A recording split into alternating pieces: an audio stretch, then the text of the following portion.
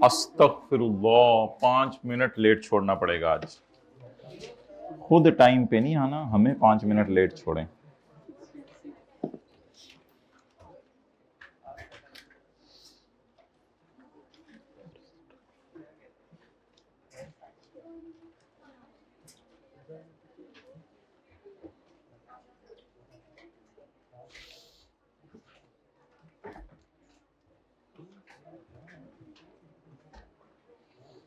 अच्छा भाई,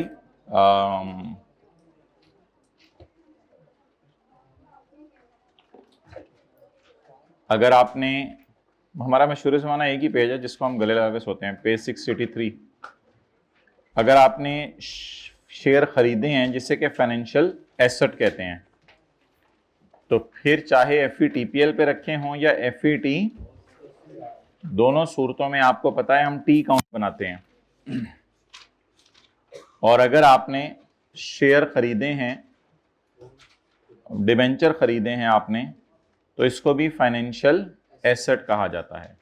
और डिबेंचर का खरीदना अमोर्टाइज कॉस्ट 4 कॉलम, या FVT OCI 7 कॉलम, या FVTPL टी काउंट बना के हैंडल करते हैं।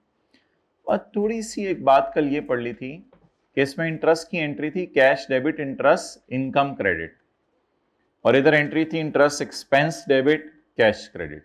लेकिन थोड़ी सी इसमें एहतियात ये पढ़ ली थी कि हाइब्रिड में लेट आने पे आप लोग टी काउंट के अंदर ही इंटरेस्ट डाल दिया करें अगर अकाउंटिंग ईयर एंड और डिवेंचर ईयर एंड में डिफरेंस है, तो इसी के अंदर डाल दिया करें। उसकी एंट्री फिर यहां पड़ेगी investment debit interest income credit, और इधर इंटरेस्ट की एंट्री बनेगी interest expense debit financial liability credit. ये थोड़ा सा बड़ा था। और एक रेक्टिफिकेशन के सवालों में मैंने आपको मशवरा दिया था कि जब कभी रेक्टिफिकेशन का सवाल आ जाए तो आप लोग ये किया करें कि रेक्टिफिकेशन के सवाल में issue price minus transaction cost हो या परचेज प्राइस जमा ट्रांजैक्शन कॉस्ट हो, दोनों को जर्नल एंट्री में अलग अलग करके लिख लिया करें, ताकि जब रॉन्ग एंट्री से कंपेयर करें तो रेक्टिफाइंग एंट्रीज करना आपके लिए आसान हो जाए। शेड्यूल में तो उसी तरह लिखें, परचेज प्राइस जमा ट्रांजैक्शन कॉस्ट और issue price minus transaction cost, working में तो उसी तरह लिखें, लेकिन जब जनरल एंट्री करें तो नीचे ब्रैकेट में लिख लें कि this cash comprises of 2 things, purchase price जमा transaction cost and issue price minus transaction cost. So the last question which is left of past paper, इसको कर लें, फिर हम IS 1037 की तरफ दोबारा मूव करते हैं। आप हजरात तशरीफ ले आए, हम ही तशरीफ लाया करें, कभी आप भी तशरीफ ले आए। आप लोगों का घर बड़ा दूर है।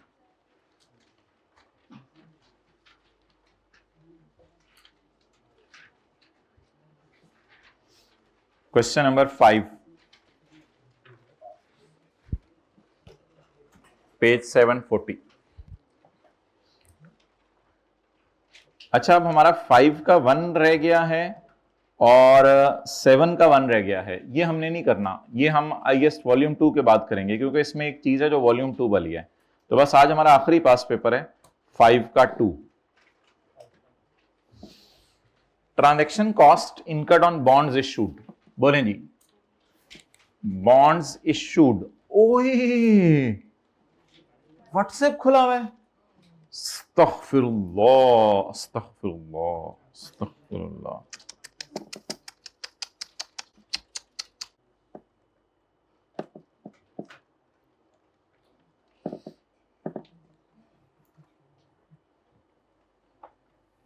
बॉन्ड्स इशूड, बॉन्ड्स इशूड, बोलें जी इन चारों में से कौन सा है bonds issued? Financial liability, bonds issued. और डिफॉल्ट मॉडल इनका अमोर्टाइज कॉस्ट ही है। वैसे सवाल ने लिखा भी हुआ है कि ये किसके ऊपर है, अमोर्टाइज कॉस्ट के ऊपर। तो बॉन्ड्स, सवाल में लफ्ज क्या है? Bonds issued. बस जितना भी लफ्ज होगा ना यही इसी लाइन से निकल आया करेगा इंशाल्लाह। On Yakam, transaction cost incurred on bonds issued by DL was recorded as an asset. इसको कैपिटलाइज कर दिया गया है and it is being amortised over 5 years, और इसको 5 सालों पे अमोर्टाइज किया जा रहा है। Further half of the interest to be paid has been recorded. आधा इंटरेस्ट रिकॉर्ड हो गया है, आधा रिकॉर्ड नहीं हुआ, आधा रिकॉर्ड हो गया। आपको क्या लग रहा है, ये कोई सवाल का डेटा दे रहा है या कुछ और बात करना चाह रहा है? ये कोई गलती बता रहा है, ये कोई सवाल की रिक्वायरमेंट पढ़ें, determine the revised amounts of assets liabilities and profit. इसकी रिवाइज्ड अमाउंट्स निकालो, इसका मतलब है ये जो अमाउंट्स हैं इनमें कुछ ना कुछ गलती हो, इसलिए इनकी रिवाइज्ड अमाउंट्स मांगी है। तो अक्सर ना सवाल की रिक्वायरमेंट बता दिया करती है कि रेक्टिफाइंग एंट्री मांगी है उसने, या रेक्टिफिकेशन करनी पड़ेगी, सवाल की रिक्वायरमेंट अक्सर बता देती है। तो ट्रांजैक्शन कॉस्ट was recorded as an asset and it is being amortized over a period of 5 years, और further half of the interest to be paid on अगला साल, टू बी पेड ऑन अगला साल, टू बी पेड ऑन अगला साल has been accrued, इसको record कर लिया गया है। अब मुझे कुछ नहीं पता क्या कहानी है, कौन से फिगर्स हैं, बस उसने एक लाइन उठा के दे दी, तो मैं पहले ओरिजिनल एंट्रीज कर लेता हूं, फिर उसके बाद आके ये 2 लाइनें पढ़ लेता हूं, शायद फिर ये लाइन अच्छे तरीके से समझ आ जाए। देखते हैं कहानी क्या हुई है। ऑन 1 जुलाई 2021, हमारे साल के मिड में, on 1 July 2021, DL issued 6,000 bonds of 1,000 each at a discount of 50, घिसा बेटा सवाल, with a maturity of 5 years, transaction cost was 20 per bond, the coupon interest 11%, payable on 30 June, the effective rate interest rate is 13%, bonds are subsequently mature at par। ये जो मैंने आपको para show किया है, इससे original entries कर लें, लेकिन 2 मिनट से ज्यादा ना लीजिएगा, ओरिजिनल एंट्रीज कर लें। अमोर्टाइज कॉस्ट है फाइनेंशियल लायबिलिटी, 2 मिनट से ज्यादा ना लीजिएगा। किसी को याद है इस मॉडल में क्या करते हैं, issue price minus transaction cost. 2 minute लें, ज्यादा टाइम ना लें, फिर आगे चलना है बड़ा।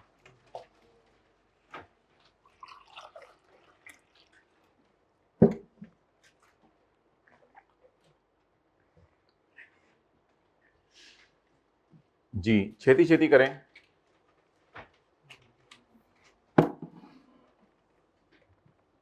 कैलकुलेटर मुझे हाइब्रिड वालों के पास नजर नहीं आ रहे, होंगे तो सामने रखें जरा, तो नजर आए।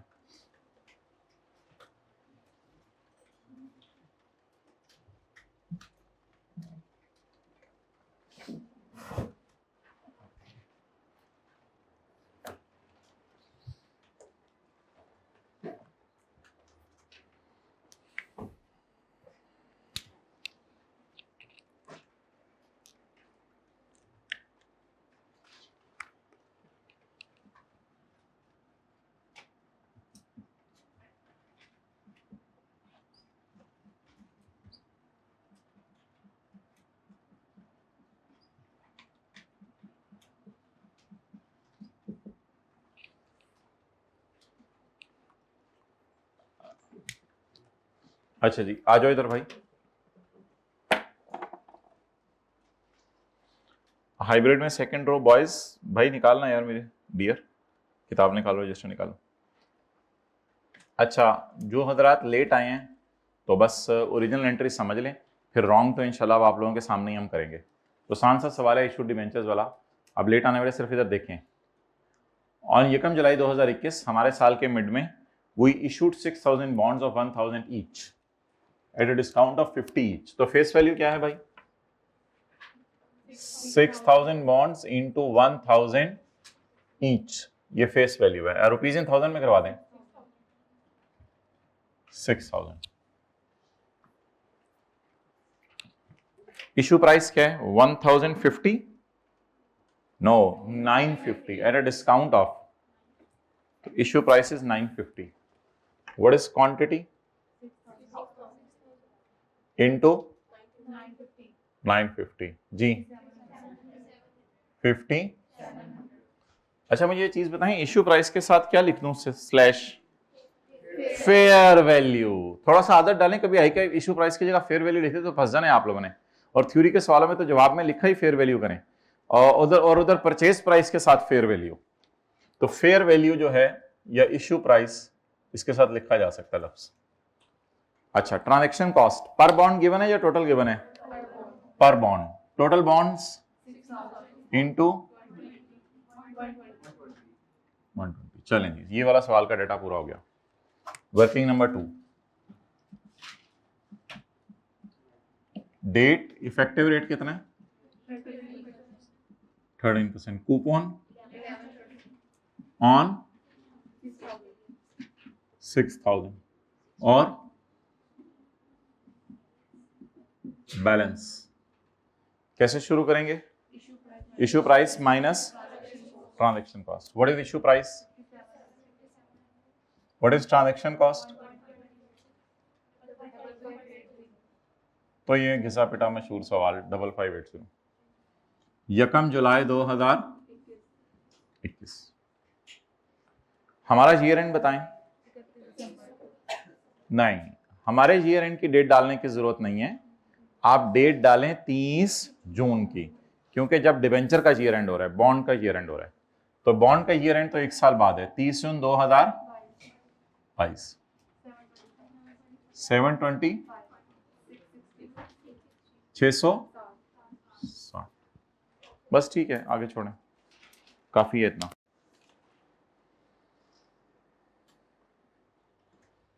अच्छा जी,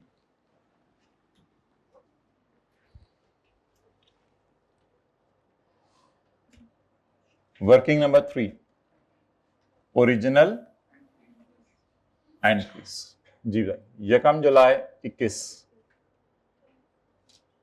cash debit, financial liability credit. जी बताएं, कितने लोगों ने ओरिजिनल एंट्री करते हुए इस तरह लिखा है? वो जरा हाथ खड़ा करके बता दें. भाई अगर आप ये नहीं करेंगे रेक्टिफाइंग एंट्रीज वाले सवालों में, तो you will have tough time, क्योंकि वो इसकी अलग रॉन्ग एंट्री करता होता है, इसकी अलग रॉन्ग एंट्री करता होता है. तो खुदा के लिए इन दोनों को अलग अलग लिखने की आदत डालें, ताकि आपको पता चले this 5580 comprise of issue price minus, so that हर गलत चीज का इंपैक्ट प्रॉपरली आपको पता चल सके. असल में ये ना दो कैश की ट्रांजैक्शंस होती हैं. एक एंट्री होती है cash debit financial liability credit, और एक एंट्री होती है financial liability debit cash credit. ये नेट होके एंट्री आती है असल में. बोले जरा, कैश डेबिट, लोन लिया, cash debit financial liability credit, और फाइनेंशियल लायबिलिटी डेबिट. असल में हम ट्रांजैक्शन कॉस्ट को एक्सपेंस में नहीं डालते, लोन के साथ ही एडजस्ट कर देते हैं ओवर द ईयर्स. फिर वो इफेक्टिव रेट की वजह से खुद ही रिकॉर्ड हो जाता है. फॉरेन एक्सपेंस में नहीं डालते हम इसको, लोन से एडजस्ट करते हैं. Cash debit loan credit, loan debit cash credit. Basically ये दो एंट्रीज हैं जो आपको नजर नहीं आती, नेट होके हो जाती हैं. अच्छा जी, बताएं अमाउंट. 5580 जी. 31 दिसंबर 21 हमारा ईयर एंड में आ रहा हूं. 31 दिसंबर 21 हमारा ईयर एंड है. बताएं जी 31 दिसंबर 21 को एंट्री, जल्दी बोलें. Interest expense debit financial liability 725 into please की तरह. ये कितने साल का इंटरेस्ट है? एक साल का. हमारे साल के 6 महीने और अगले साल के 6 महीने. इसमें से बुक कितना कर लो? सिर्फ 363. चलें जी, इसके सामने रॉन्ग एंट्रीज कर दें, फिर इंशाल्लाह मैं आपको सवाल आगे करवाता हूं. अब पहली दो लाइनें पढ़ लें. पहली दो लाइनें मैंने स्क्रीन पे शो नहीं की हुई, आप लोग पहली दो लाइनें पढ़ लें. यहां तक पहले एंट्रीज नोट कर लें.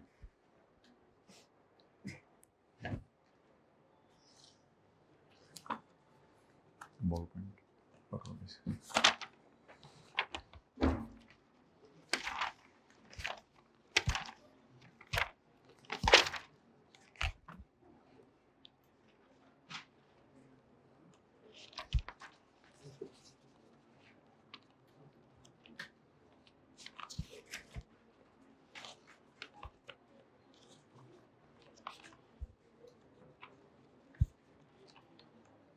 हो गया, मिल गई.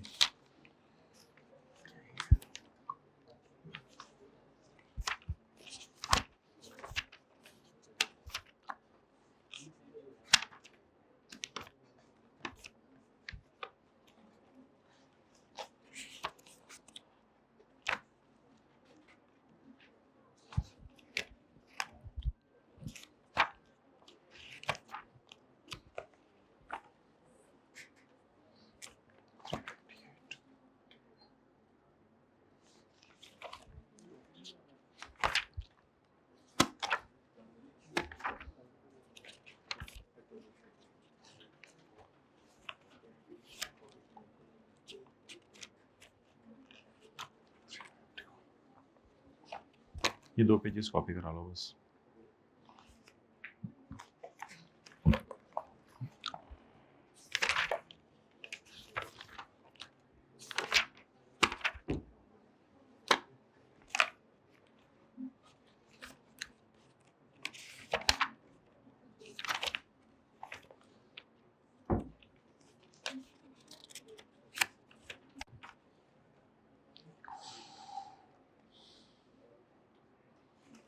बस ये 2 आगे पीछे कॉपी करा लो।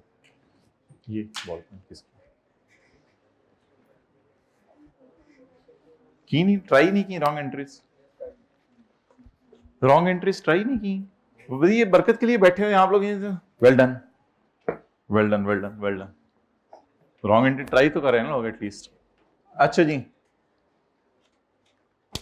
अब भाई अकाउंटेंट क्या करें मुझे नहीं पता। ये मैंने लोन लिया है और ये लोन पर 6 महीने का इंटरेस्ट बुक किया है, बस समझे। Cash debit loan credit, interest debit interest payable credit या लोन क्रेडिट, बस ये हमारी ओरिजिनल एंट्रीज है। अब रॉन्ग एंट्रीज में माय डियर सारे तरह अटेंटिव रहे। रॉन्ग एंट्रीज में आप याद रखिएगा अकाउंटेंट कैश की एंट्री कभी नहीं भूलता। अकाउंटेंट ये एंट्री भूल जाए, अकाउंटेंट कैश की एंट्री कभी नहीं भूलता, नेवर। अकाउंटेंट कैश की एंट्री कभी, क्योंकि कैश जो आ रहा होता है दराज के अंदर वही होता है, तो कैश की एंट्री अकाउंटेंट कभी नहीं भूलेगा। ये बेसिक रूल याद रखिएगा। रॉन्ग एंट्रीज में आपने लकीर के फकीर बन के चलना है, आपने लॉजिक पे नहीं चलना। जो सवाल कह रहा होगा वो करना है। ट्रांजैक्शन कॉस्ट 120 के बारे में कुछ बताने लगा है। 120 was recorded as asset.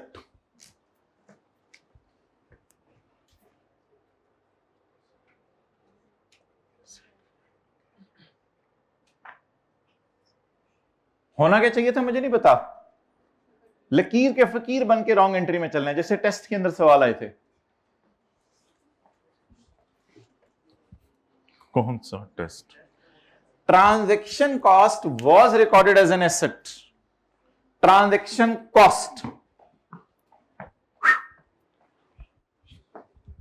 Cost was recorded as an asset and is amortized.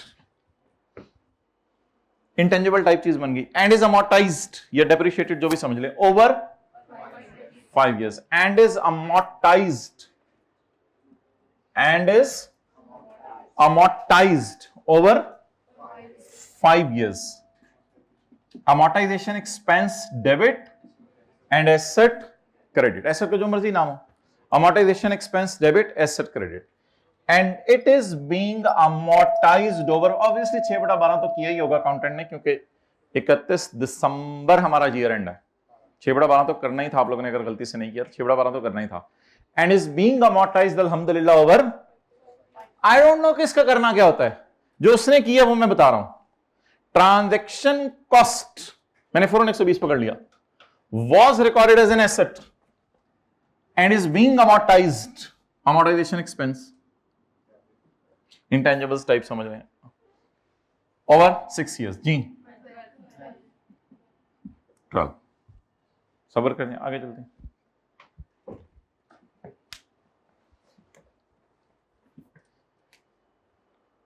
Further, half of interest to be paid on 30 June 22। half of the interest to be paid। ये वाला इसका इसका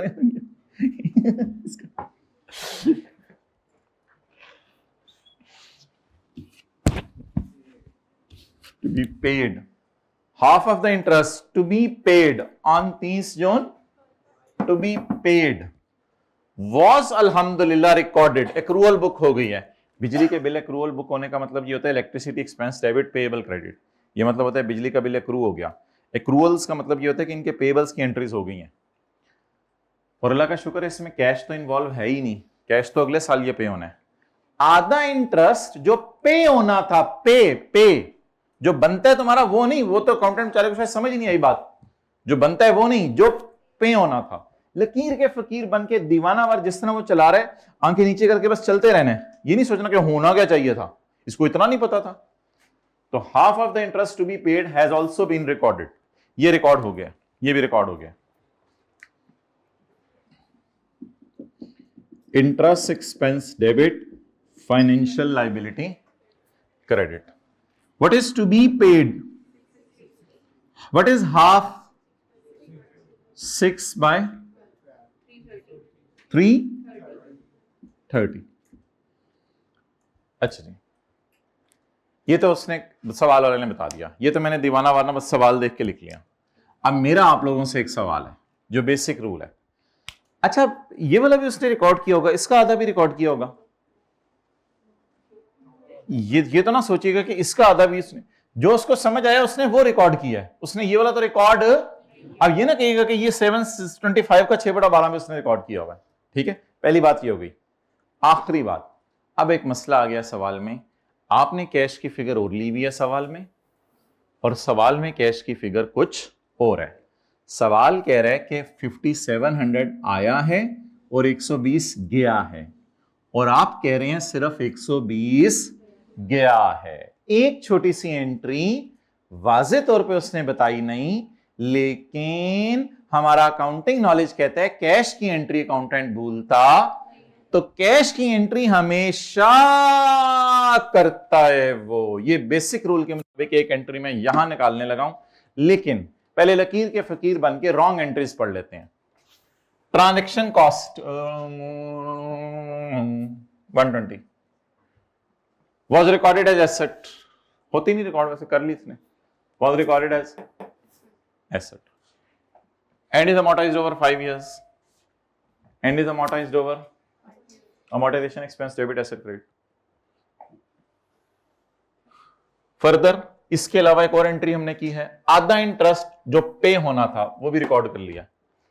पे तो होना था 6, आधा interest to be paid on 30 June का लफ्ज लिखा एग्जामिनर ने, आधा interest to be paid on 30 June is also recorded. ये सारा करने के बाद एक रॉन्ग एंट्री और कर दें। रॉन्ग एंट्री से मुराद है अकाउंटेंट की एंट्री, रॉन्ग एंट्री तो नहीं, अकाउंटेंट की एंट्री। यानी अकाउंटेंट ने एक और एंट्री की है, अकाउंटेंट ने 120 की ये एंट्री कर दी है।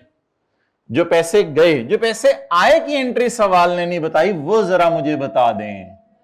कैश डेबिट, इस एंट्री के बारे में नहीं बताया वो, बस ये सही। Cash debit, financial liability credit, cash की एंट्री अकाउंटेंट भूलता नहीं है। जी बोले, आप मुझे बता दें अकाउंटेंट क्या कह रहा है, इतना आया इतना, सॉरी आप क्या कह रहे हैं, इतना आया इतना गया, और अल्हम्दुलिल्लाह इतना आया इतना गया शुड मैच, ये कैश की फिगर मैच करनी चाहिए। अब रेक्टिफाइंग एंट्री कर लेते हैं। रेक्टिफाइंग एंट्री तो नहीं करनी, सवाल की रिक्वायरमेंट है गलत फिगर्स को सही करें। अनएडजस्टेड फिगर्स किस किस की गिवन है सवाल में तरतीब से, एसेट्स की और प्रॉफिट की। चलें यहां तक पहले नोट कर लें, वर्किंग 3 4 1 2 3 4 हो गई। अब सवाल का मेन फेस आ गया।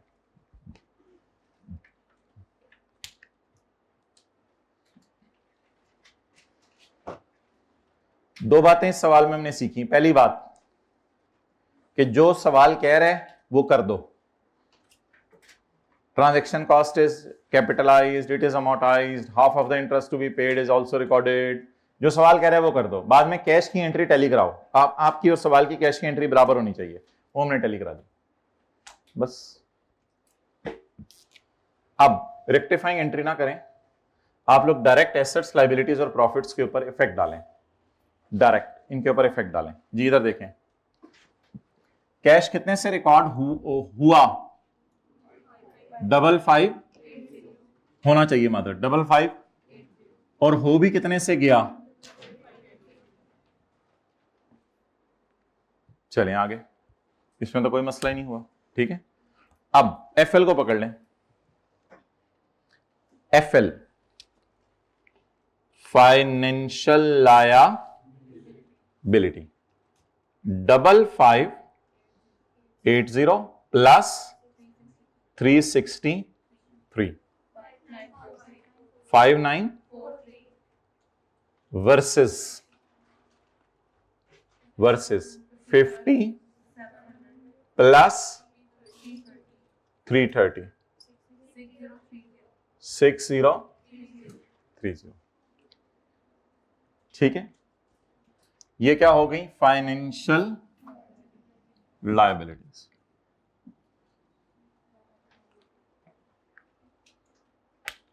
आगे इधर से तरतीब से चलने पे मसला interest expense. P and L पे इंपैक्ट पूछा हुआ है तो इकट्ठा भी चला दें तो खैर चलेगा। तो मैं इंटरेस्ट एक्सपेंस नहीं लिख रहा, मैं इधर पी एंड एल लिख रहा हूं। इंटरेस्ट और अमोर्टाइजेशन को अलग अलग नहीं चला रहा। कितना खर्चा बुक होना चाहिए? 363। खर्चा, इसमें मैं पॉजिटिव नेगेटिव नहीं लगाऊंगा, खर्चा या इनकम लिखूंगा, जरा ज्यादा अच्छा लगता है। खर्चा कितना बुक होना चाहिए? 363।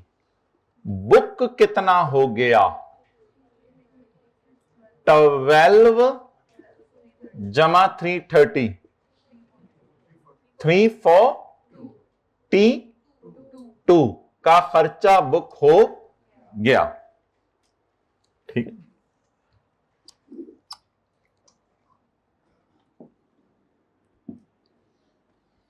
बादशाह सलामत, सिर्फ एसेट बचा है। एसेट कितने से रिकॉर्ड होना चाहिए था? एसेट 0 से। कितने से रिकॉर्ड हो गया? यानी किताबों में 108 का पड़ा हुआ है। चलें ये नोट कर लें, वर्किंग नंबर 5। ये तो सवाल का फेस है ना, अब इंपैक्ट खुद ही शो कर दें।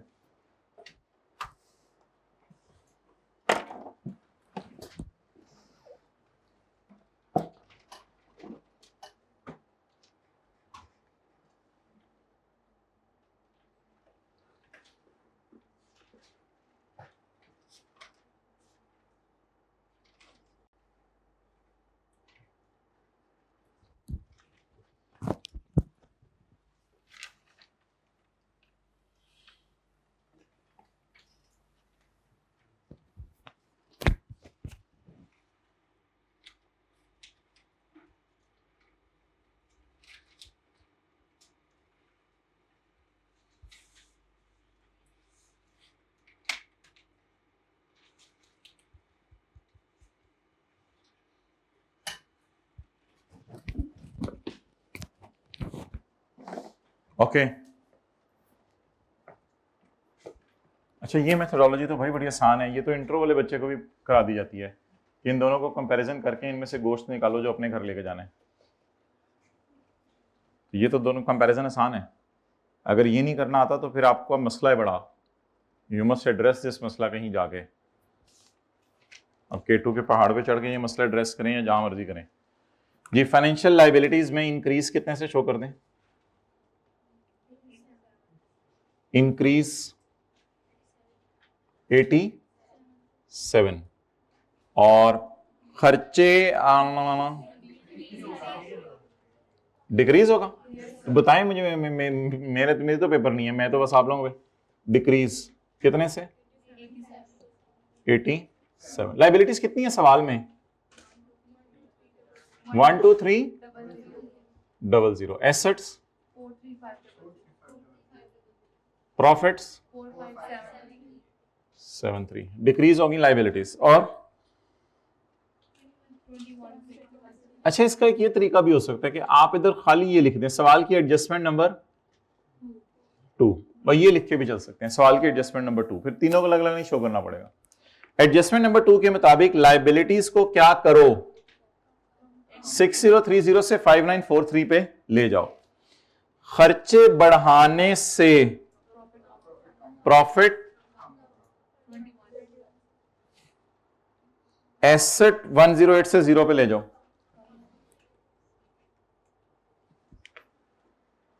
ओवर हो गया, खत्म हो गया, यही था।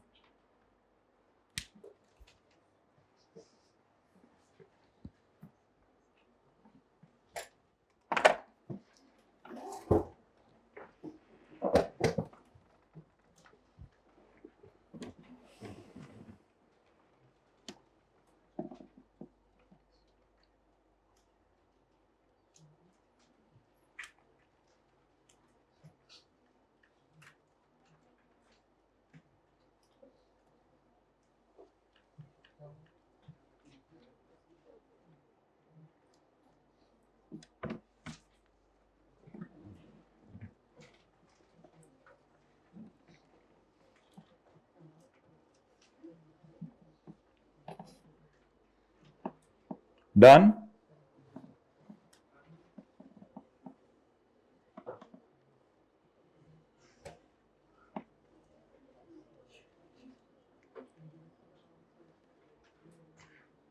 भाई पॉज करना। अच्छा जी, क्लियर? चलें जी आगे।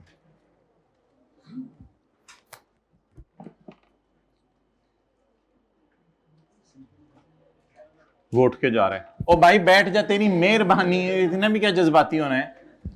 आगे तो क्लास तो लेकिन अजीब लोग ही।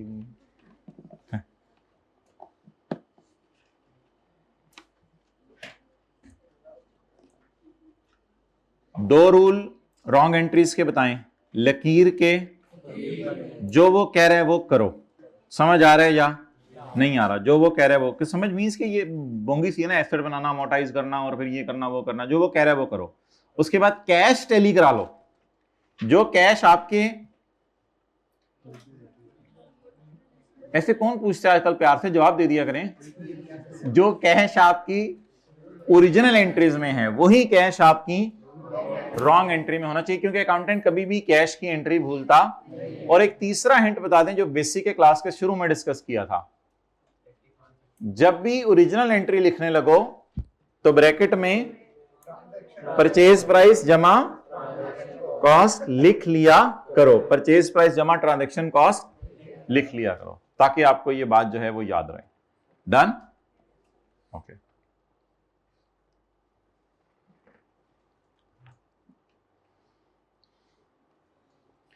अब मैं एक छोटा सा सवाल देता हूं आपको, ठीक है जी। इन्वेस्टमेंट इन डिवेंचर्स, मिसाल के तौर पे investment in debentures, purchase price 600, face value 900 and transaction cost is ₹50।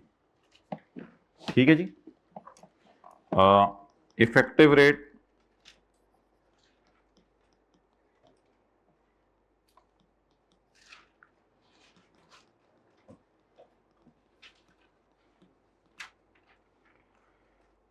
चलें,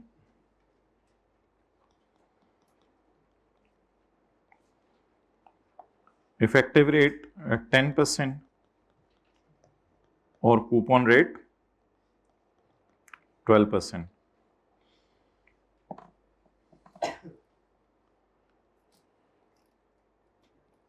दी अमोर्टाइज्ड कॉस्ट, मॉडल कौन से?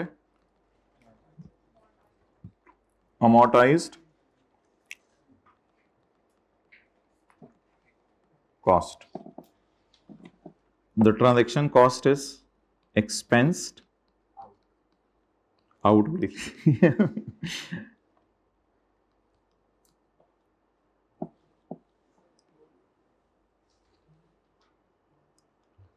and interest is not booked। चलें जी, 1 मिनट लें। 31 दिसंबर ईयर एंड है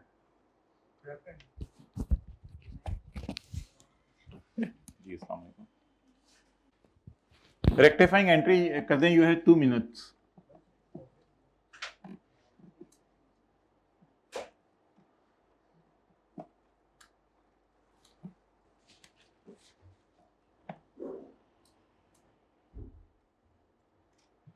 रशीद को साइड पे कर दिया करें, दाएं और बाएं वाले को, आराम से खुल के किया करें सवाल।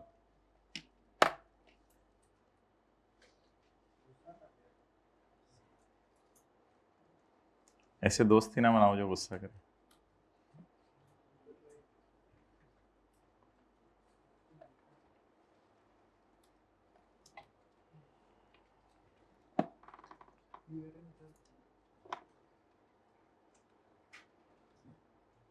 जीरन 31 दिसंबर मैंने बोला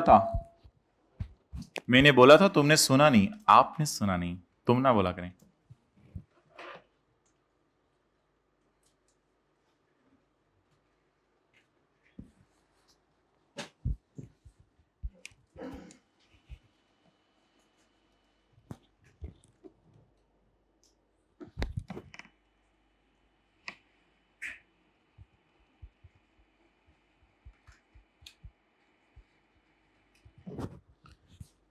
चलें जी, अल्लाह हाफिज। ये सवाल अब आप लोगों ने पता नहीं करना नहीं करना, मुझे नहीं पता, मैं बस इसका सोल्यूशन आपको भेज देंगे हम। अगला सवाल शुरू करें। कर दो ना यार, कितना मैंने कर लिया है। ठीक है,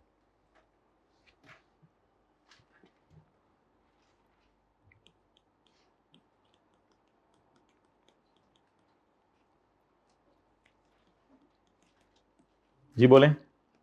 यकम नवंबर 12, balance 650। Oh you people are great. नवंबर से पहले कौन सा आता है? हमारे इलाके में तो अक्टूबर आता है। आप लोग भी अपने इलाकों में जा रहे हैं, जरा देखिएगा। 60 10 ओरिजिनल आंतरियां, इन्वेस्टमेंट इन डिवेंचर डेबिट। ओ नहीं, ओए इस तरह लिखें जी। अच्छा, मैं पता नहीं की हो गया इन्होंने सवेरे सवेरे जी। इन्वेस्टमेंट डेबिट, इंटरेस्ट इनकम पूरे साल का, बोले 65। पूरे साल का बोले 65। पूरे साल का 60 इंटू 2/11 9 2 11।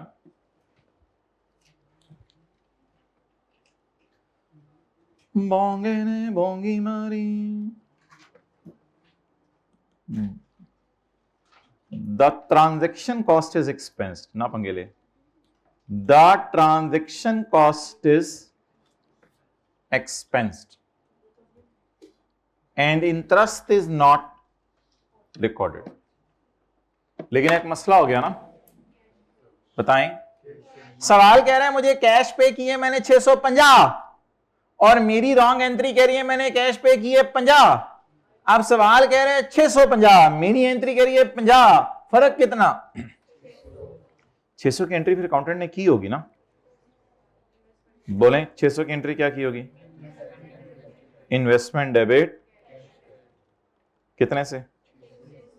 600 600 be professional. डन। सो कितने लोगों ने इसी तरह किया था? ओके।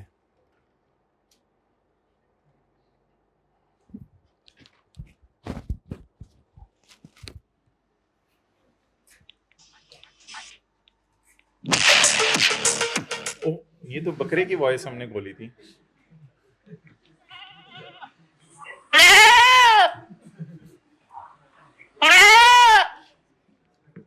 ओके, वीडियो के शुरू में लगा देना, वीडियो कंटेन अजीब मटेरियल। सो देखनी है तो देखें, नहीं देखनी तो ना देखें। हो गया जी।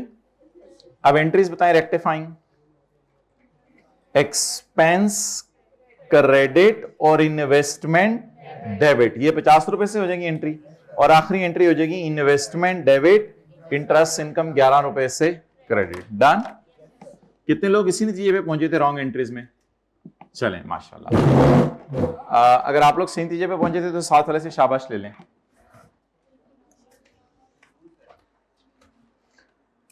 कंजूस है या फ्लाई चूस है?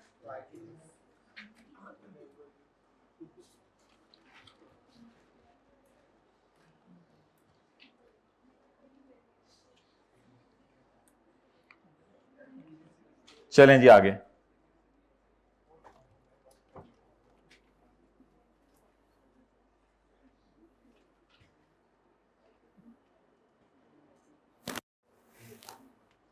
टीए भाई को बुलाएं।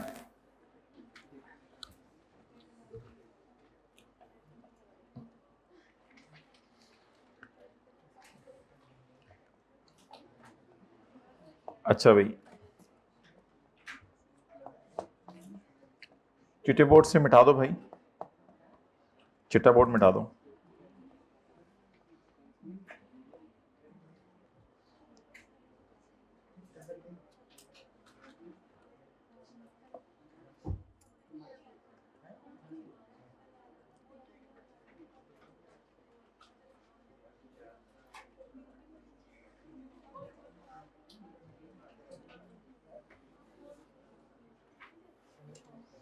जी भाई, पेज नंबर 358 निकाल लें, वॉल्यूम 2 का। वॉल्यूम 2 में क्वेश्चन नंबर 3। तो ये नोट्स मैं आपको जो है वो शेयर कर रहा हूं, और अल्लाह आपका भला करे। ये ऑनलाइन में भी हम शेयर कर देते हैं इस चैप्टर के नोट्स, तो वहां से ये लोग जो है वो देख सकते हैं। तो बोले पेज 358 का क्वेश्चन नंबर 3। उधर को बंदा भेजे भाई, उधर को बंदा भेज दिए, बंदा ही भेजना बस, ज्यादा बंदे नहीं भेजने।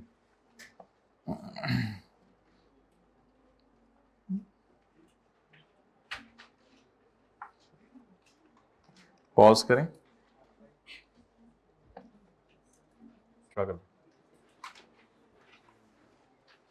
चलें जी। कल हमने ये मिटा दो व्हाइट बोर्ड। हमने कल IS 1037 के एतबार से ये पढ़ा था कि एसेट को जो डिसमेंटल करना होता है उसकी प्रेजेंट वैल्यू आप एसेट की कॉस्ट में ऐड कर देते हैं। तो वी आर ऑन पेज 358, जिस पे आने के लिए क्वेश्चन 2 का सॉल्यूशन है, जो पता नहीं कौन सा क्वेश्चन है। हमें तो सिर्फ पेज 358 चाहिए my dear.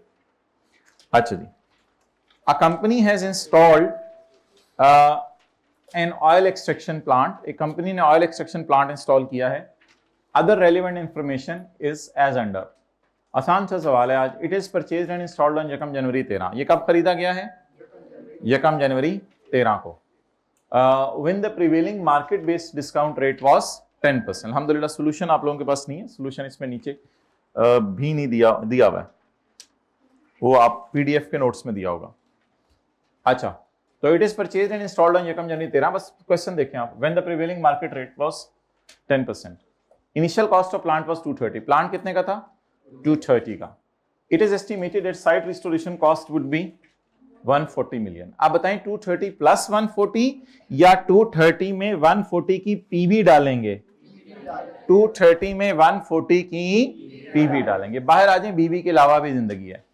Useful life of the plant is 12 years and the company follows the सीधा लकीर तरीका for depreciation. It is the policy of the company to measure its plant and machinery using the cost model. कल revaluation model के लिए आपने तैयारी करके आनी है, ईद वाले कपड़े पहन के, बकरे को साथ लेके आना है। 29 जून 2017, चारा इंशाल्लाह हमारी तरफ से, बकरा आपकी तरफ से तो चारा हमारी तरफ से। 29 जून 2017, estimates of its site restoration was revised to 10 million, was revised to 10 million। कब ये रिवाइज हुआ है? 30 जून 17 को। और हमारे सवाल की रिक्वायरमेंट क्या है? 13, 14, 15, 16, 17 की एंट्रीज करना सिर्फ। अब क्या करें? वर्किंग खोल लेते हैं, लेकिन सिर्फ किस साल की वर्किंग? 17 की। चले यकम जनवरी 13 से शुरू किया करेंगे हम। ये शुरू यकम जनवरी 13 से करेंगे। अब जरा साथ वाले को मुतवज्जे कर दें, रिलैक्सिंग मोड में नहीं आना, स्लीपिंग मोड में नहीं आना, पढ़ने वाले मोड में आना है। पढ़ने वाला मोड उसका ऑन कर दें, बटन प्रेस करें, उसका नोज प्रेस करें, नोज, ये उसका स्लीपिंग मोड खत्म हो जाएगा। कल हम डालेंगे यहां रिवोल्यूशन सरप्लस और P&L का कॉलम।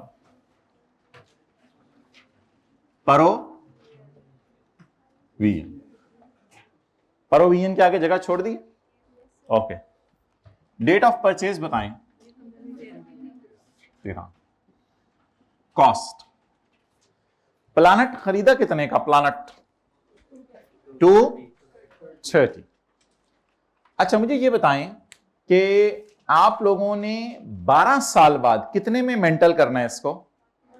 140 दे दिया मजदूरों को, देंगे। फिलहाल कितने का खरीदे? 230। डिसमेंटल कितने का करने? 140। Discount rate 10%। कितने साल बाद?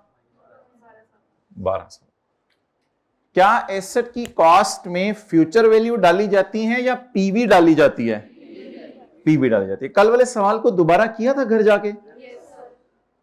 किया था? बोलने लग गए नहीं, ऐसे बच्चे बड़े अच्छे। और मैंने भी नहीं किया। पॉइंट के बाद एक डिजिट लगवा दें। 44.6। आप बता दें भाई एसेट की कॉस्ट 230 है या 230 प्लस 44.6 प्लस 44.6 274.6।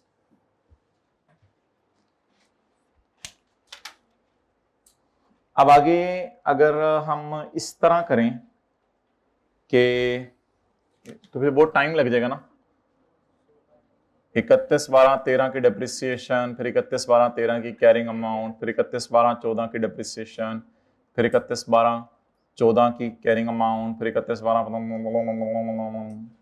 2017 तक अगर इस तरह जाएं हम बकरे की तरह, तो फिर तो भाई मुनासिब नहीं है। नहीं है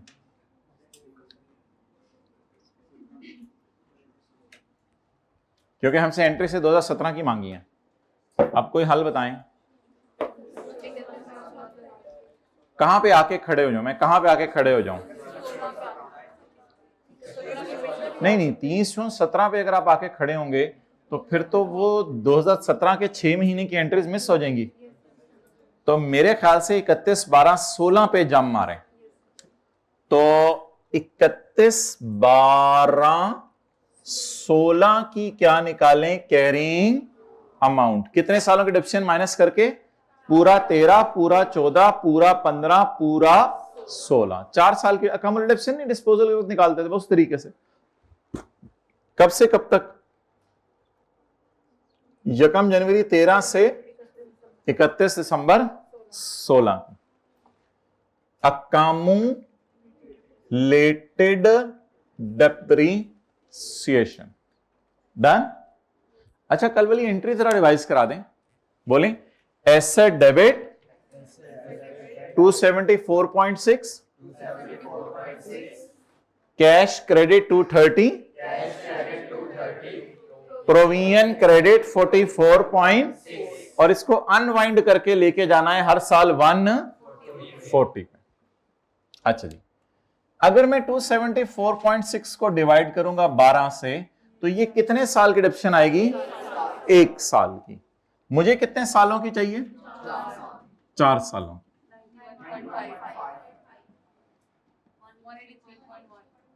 तो इससे तो मुझे बीवी चाहिए थी, सिर्फ कैरिंग अमाउंट चाहिए थी मुझे, वो मैंने बस निकाल ली। अब मैं एंट्रीज कर सकूंगा आराम से 2017 की।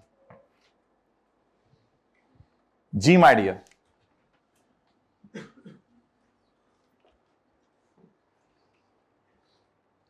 इसका मुझे नाम बताएं। इसका बोले ना, बोले, कल बताया था। Carrying amount of provision as on 31/12/16। ये कोई बंदा बता दे निकालने का तरीका, कल बताया था। Carrying amount of provision as on 31/12/16। What is the cost of dismantling? What is discount rate? Asset इस्तेमाल करते हुए कितना अरसा हो गया? पूरा 13, पूरा 14, पूरा 15, पूरा 16, पूरा 13, पूरा 14, पूरा 15, पूरा 16। कितने साल हो गए? 4 साल। टोटल साल कितने हैं? 12 माइनस 4, 8 साल बाद अल्हम्दुलिल्लाह मेंटल हो जाना है। माइनस 65.3।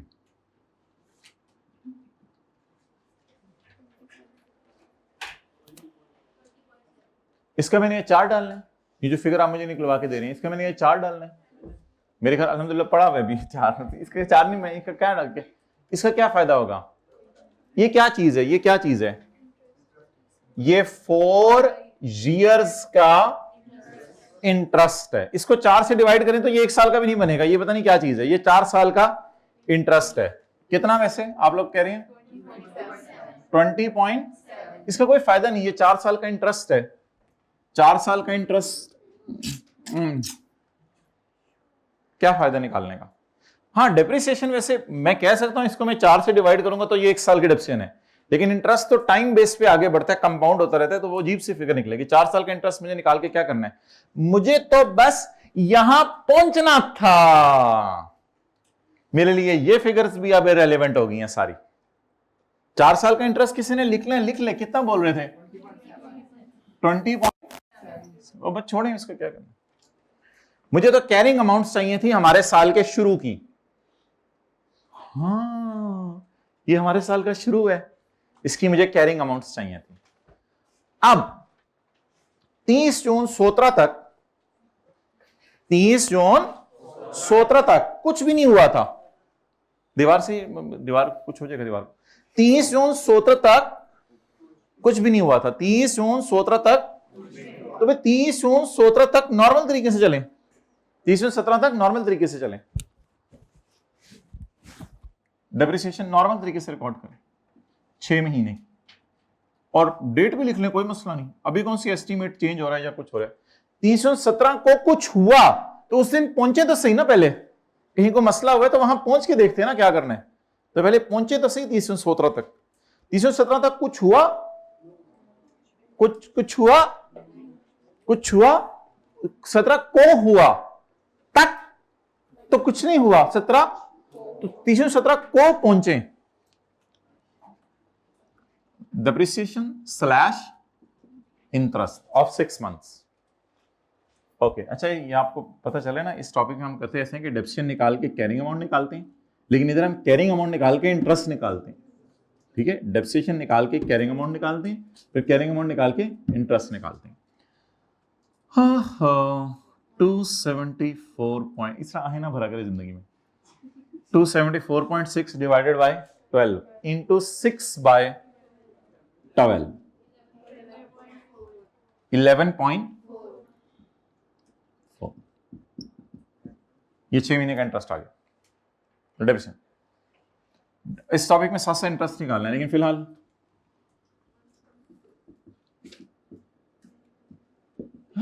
हमारे साल के मिड में ब्रेक लगवा दी तुमने। हाँ जी, हमने लगा दी पॉइंट।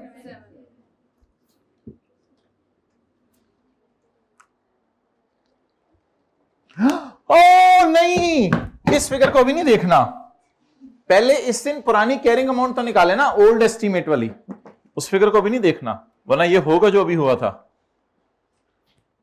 निकालें इस दिन कैरिंग अमाउंट कितनी, एस्टीमेट रिवाइज होने से पहले देख लें। कंपनी जिम्मेदार नहीं है फिर अगर कोई गलती होगी तो, कंपनी अपनी जिम्मेदारी नहीं आजकल ले रही। My bro sitting in the last row, please stand up, the last number जी। बोलो पूरा तेरा, बोलो बोलो पूरा तेरा, पूरा 14, पूरा 15, पूरा 16, आधा 17, टोटल कराओ 4.5। बोलो 4.5, 4.5। कितने साल हो गए एसेट इस्तेमाल होते हुए? 4.5। टोटल लाइफ 12 माइनस 4.5, जरा कैलकुलेटर पे करें। 7.5 साल बाद इंशाल्लाह इस प्लांट ने डिसमेंटल हो जाना है।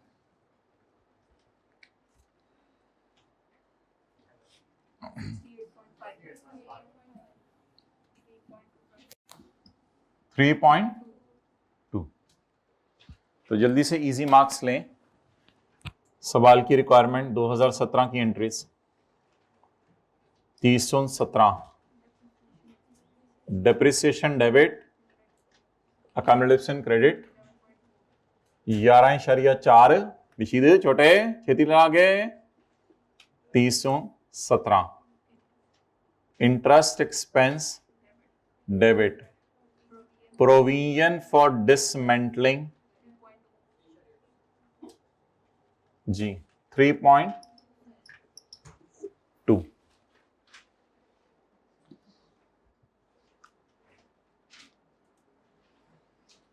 आगे तो आप लोग खुद ही करें, मैं थोड़ा सा लिख देता हूं।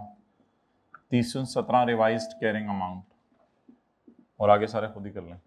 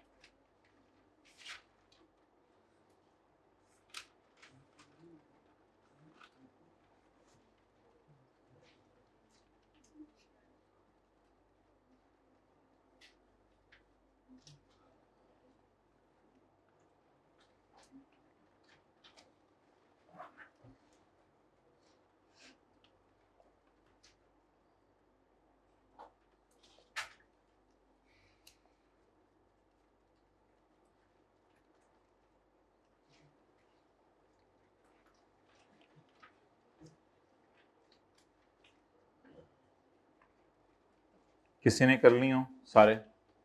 1 2, वेल डन। हाइब्रिड में हाथ खड़ा करें। किसी ने कर लिया, well done. Last row, second row. जी माइक पे सवाल पूछें।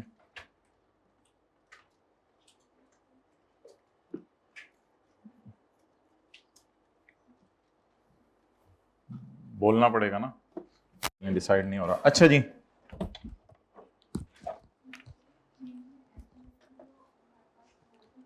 नहीं, इसको ना असल में चेंज इन एस्टीमेट इफेक्टिव उस तरह नहीं लेना जिस तरह पहले लेते थे। असल में डीकमीशनिंग का जो एस्टीमेट रिवाइज होता है वो एग्जैक्ट उस डेट को होता है, तो इसलिए उसको उसी डेट पे लिखा करेंगे जिस दिन ये एस्टीमेट रिवाइज हुआ। ओके, आगे चलें जी। अब मुझे बताएं हमारे सवाल के मुताबिक क्या बदल रहा है? 140 बदल रहा है ना? 140 बदल के कितना हो रहा है? 210। चलें जी, 210 ज़रब 1.10। लेकिन मेरे भाई खड़े तो हम वही हैं, पूरा 13, पूरा 14, पूरा 15, पूरा 16 और आधा 17, 4.5 साल। कल भी याद है आपको, सेम रहा था। तो कितने साल रह गए? जवाब 102.7। अब आप मुझे ये बता दें कि मजदूर पीवी के मद में पहले कितने मांग रहे थे? 68 अब पीवी की मद में कितने मांग रहे हैं जी? Balancing figure 34.2। 30 जून 17, 34.2 सिंगल एंट्री कर दी हमने। आप कोई हल बताएं इसके डबल एंट्री पूरी करने का, कोई तरीका बताएं। जब पहली दफा डीकमीशनिंग में चेंज आई थी तो उस चेंज को हमने कहां डाला था? एसेट की कॉस्ट में। तो आज भी डीकमीशनिंग के अंदर जो प्राइस में चेंज आई है उसकी 100 से 140 से 210 पे चली गई, तो वो चेंज की पीवी कहां डालेंगे? एसेट की कॉस्ट में। तो कल हमने कहा था, बोले एंट्री, बोले प्रोविजन क्रेडिट, तो एसेट डेबिट। मैंने ऐसे एरो खींचा था, ऐसे एरो खींचा था।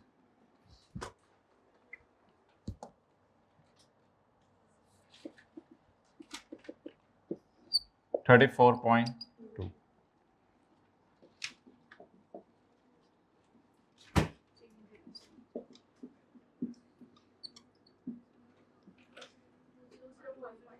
छोटा सा बैलेंसिंग, लेकिन अब एसेट की प्राइस चेंज होगी डेप्शन के लिए, अब कॉस्ट पे नहीं लगा सकते। एसेट की प्राइस बदल गई, एसेट के अंदर चेंज आ गई है।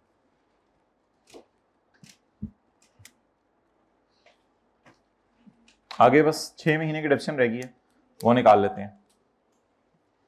लेकिन अब जब भी एसेट की प्राइस रिवाइज हो जाए ना, तो अगली डेप्रिसिएशन निकालने से पहले डेट नहीं लिखनी। कॉस्ट, सॉरी, रिवाइज्ड प्राइस जैसे आप करते हैं book value divide by remaining life, 205.9। अब अगर 205.9 मेरे एसेट की प्राइस है, तो मुझे बता दें कितने साल हो गए इसे यूज करते हुए? 205.9 किस दिन की प्राइस है? 30 जून 17 पे खड़े होकर मेरे एसेट की रिमेनिंग लाइफ कितनी है? क्योंकि ये 4.5 यूज हो गया है, 7.5 साल। लेकिन ये फैक्टर ना देगा सिर्फ 1 साल की डिडक्शन। मुझे 1 साल की डिडक्शन चाहिए या 6 महीने की? 6 महीने। अच्छा, कुछ लोग जो समझते हैं 2.5 से डिवाइड करो, 7.5 से डिवाइड करो तो डेप्रिसिएशन जो है वो 6 महीने की आती है। ऐसा नहीं है। ये देखें, एक एसेट है, मैंने जो है वो खरीदा है 500 का, और इसकी लाइफ 2.5 साल है। इसकी लाइफ कितनी है? 2.5 साल। अब मैं 500 को 2.5 से डिवाइड करूंगा तो जवाब क्या आएगा? 200। जवाब क्या आएगा? 200। तो ये 1 साल की डिडक्शन आ गई ना। फिर मैं 500 को 2.5 से डिवाइड करूंगा, 200। और फिर मैं 500 डिवाइड बाय 2.5 इंटू 6/12 करूंगा क्योंकि इसकी लाइफ खत्म हो गई है। तो मैं ये पूछ रहा था कि इसको लाइफ पे डिवाइड करें तो 1 साल की डिडक्शन आती है 6 महीने की? 1 साल। तो ये कंफ्यूज ना हो कि 7.5 से डिवाइड किया तो खुद ही 6 महीने की डिडक्शन आ गई। नहीं, ये साल की आई है। लेकिन मुझे कब से कब तक की चाहिए? अब बता दें मुझे कब से कब तक की चाहिए? सिर्फ 6 माह की इंटू 6 बाय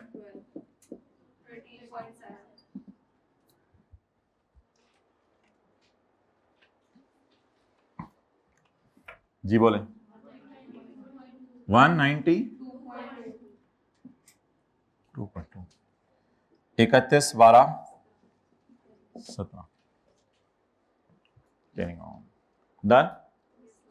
अब वो अगली मेथोडोलॉजी तो आपको पता है। अब इधर ये निकाल के ये निकाला करते हैं हम। What is price of decommissioning after 12 years? 210 into what is this? Carrying amount of as on 31/12/17। मुझे बता दें पूरा 13 पूरा 14 पूरा 15 पूरा 16 पूरा 17 कितने? 12 - 5 7 raise to power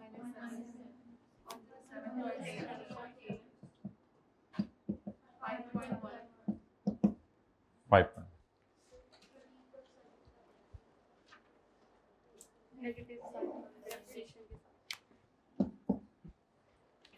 okay, 2 entries और कर दें 31/12/17 पे।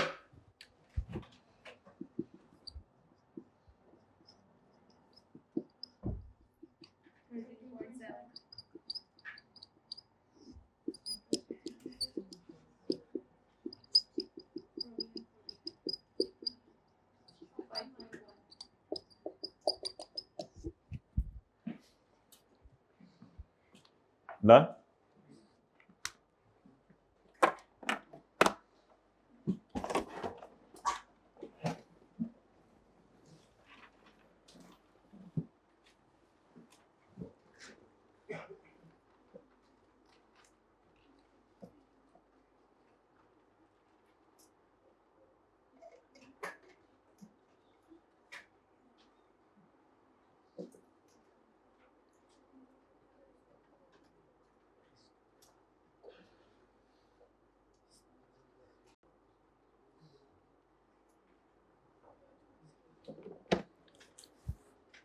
Okay.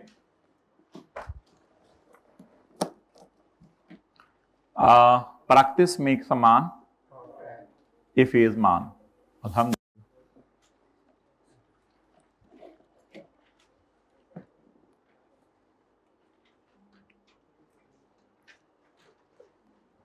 Cost of purchase. Cost of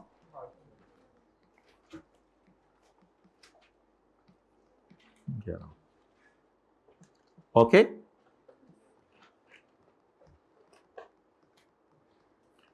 Decommissioning after 8 years, ₹30. On Yakam July 11,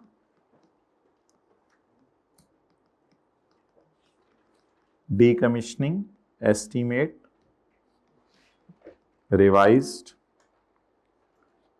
to ₹22. Discount rate 13%. दूसरा पार्ट बना लो। 1 मिनट 2 मिनट में 31 दिसंबर 11 की वर्किंग करके दे दें, एंट्रीज ना करें। 31 दिसंबर 11 की वर्किंग करके दे दें।